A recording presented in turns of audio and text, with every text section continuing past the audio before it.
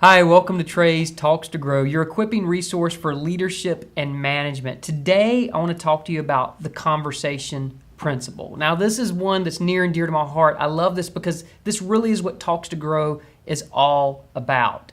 And before I jump into that, let me share this story with you. I was doing training at an event a few months back, and it was at a vineyard. It was really cool. I'd never been to a vineyard before, and I got to kind of hang out and check it all out. And they actually did a tour.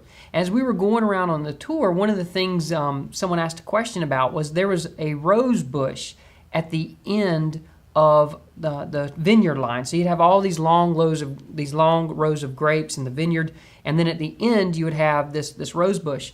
And someone asked why it was there, and I had just assumed it was decorative. It was something they wanted to put out to make the thing pretty. But the fact of the matter is that they have the roses there at the end of the vines because the same disease that would attack the grapes will actually attack the rose first, okay? So it would hit the roses, and then that would allow them to make sure that they went ahead and took action to protect the grapes, to protect the harvest. And I just thought that was so cool. It was nature's early warning system, right? It let them predict that something bad was about to happen. It let them prevent that bad thing from happening. And then lastly, it increased their production by protecting the grapes. So what I want to share with you today, and what I want to talk to you about today, is what if I told you I could give you a system, an early warning system, right? That would allow you to predict when something's going to happen within your organization, that would allow you to prevent things from going wrong in many instances, and would increase production, right? You would love that. If you could have that rose bush planted outside of your office so when you walked in, you'd see what was going on and you knew something was getting ready to happen, you would love to have some kind of early warning system like that. Well, that is exactly what the conversation principle is. And the conversation principle simply states this: discussion determines development. Okay, I'm going to say that one more time. Discussion determines development. Now, you may be thinking it can't be that simple. There's more to it than just having conversations with people. And I want to begin this whole process with you by first of all saying, let's go ahead and imagine we've got the right people on the bus. Okay, that we've hired the right people. And that's a whole different conversation. But let's just go ahead and say that we've hired the right people. And if we've hired the right people, then I truly do believe that discussion does determine development. Let me unpack this principle thought for you real quick. First of all, do you remember who Archimedes is? Maybe you're thinking back to like maybe middle school or something like that, and you had one of those tests, and that was one of the answers that you had to pick, what was the Archimedes principle, and perhaps you remember what it is and everything. But I'm going to read this to you. The Archimedes principle stated is this: anybody partially or completely submerged in a fluid is buoyed up by a force equal to the weight of the fluid displaced by the body. Now, you all got that, right? You're geniuses and you got it. You remember what the Archimedes principle is. It's that thing where if I were to have a cork here and I had some water and I dropped the cork inside of the water, it would float, right? But if I had a pebble or a stone and I dropped it in that same thing of water, it would sink to the bottom. That is the Archimedes principle. That's how it works. It's basically the principle of flotation. The same principle that floats the cork is the principle that floats a gigantic ship that weighs, tens of thousands of tons out in the ocean. That's the Archimedes principle. Now, here's what's interesting about a principle. A principle is something that is a basic generalization. It's accepted as true, and it can be used as a basis for reasoning or conduct. Okay, so that's what a principle does. It's something that helps guide us in our conversations and what we do, and that's what the conversation principle is. Discussion determines development. It's something that we can accept as a basic generalization, that we can accept it as basically true, and it can help us in our reasoning and our logic as we get ready to embrace and engage people. So here's what I want to talk about. If you're willing to engage the conversation principle, if you're willing to lean into this principle, then what I'm going to share with you is the idea that it can help you create the opportunity and the environment for the conversation, right? It can help you create the right opportunity, the right environment for the right discussion. Opportunity simply means it's a systematic thing, that it's regular, it's ongoing. The environment is focused. There's no distractions. You're in the right place and you're having the right conversation with people. So opportunity environment discussion is purpose driven. It's the right discussion to talk with people about their performance, their style, everything that's going on inside of the organization. So I just encourage you, first of all, if you're resisting the idea and you're resisting the notion that it can't be that simple, just kind of push that out of your mind and lean into the idea that this is a principle that we can use as a generalization, as a way to kind of help begin to shape the conversations that we want to have with people. Discussion determines development. It's the chance to create the opportunity and the environment for the right discussion. Now, generally speaking, once I've kind of gotten past that point with people, they still have a few objections, right? Maybe you're already thinking of these, and as I'm talking, you're already thinking about all the reasons why you can't have these types of discussions with your people. And the first objection that I usually hear is this: I don't have enough time, right?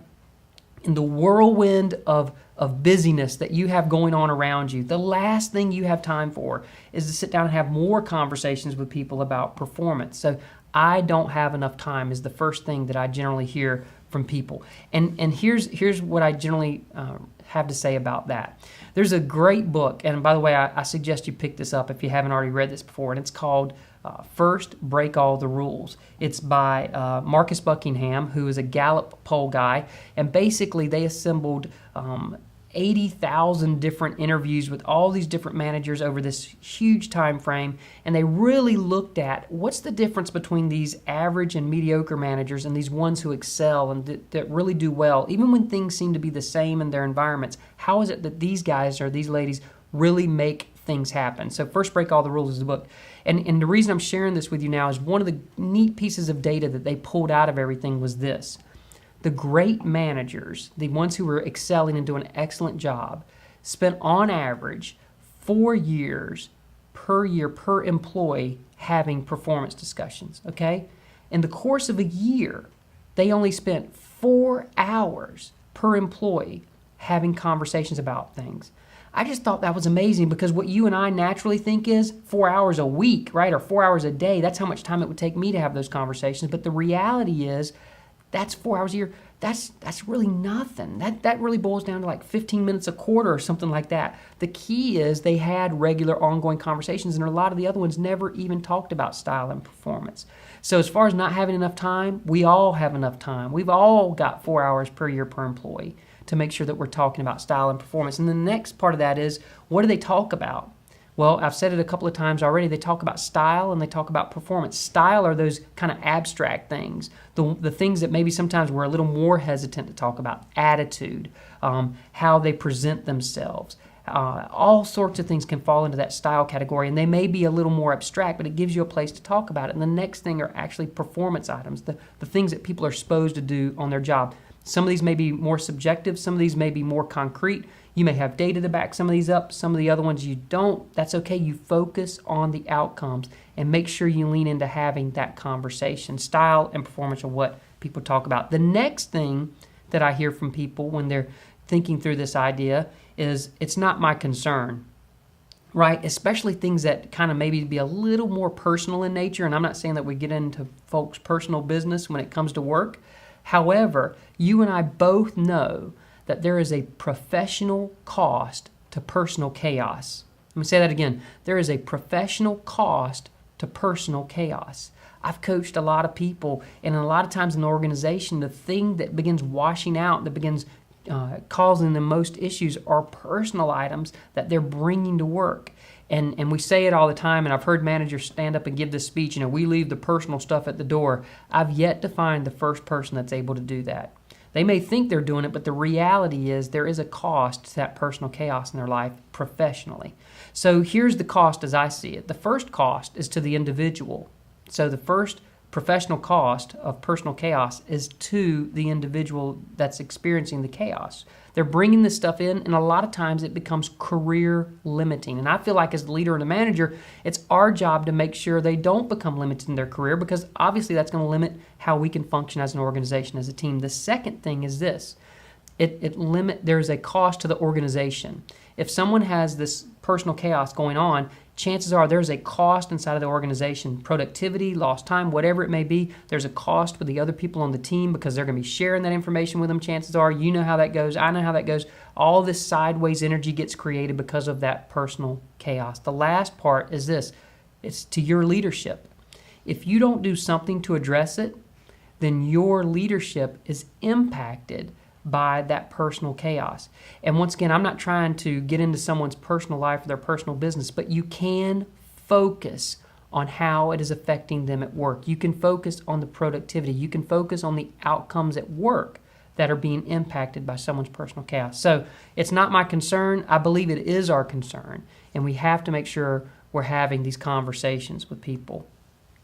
The next thing is this. The next resistance sometimes or idea that people push back with is this. It won't make a difference, right? I could have these conversations, Trey, but it just simply won't make a difference. People around here are never going to change. Well, I think that's really interesting, and just kind of, once again, the way I flip the script on that is this. You advance what you allow.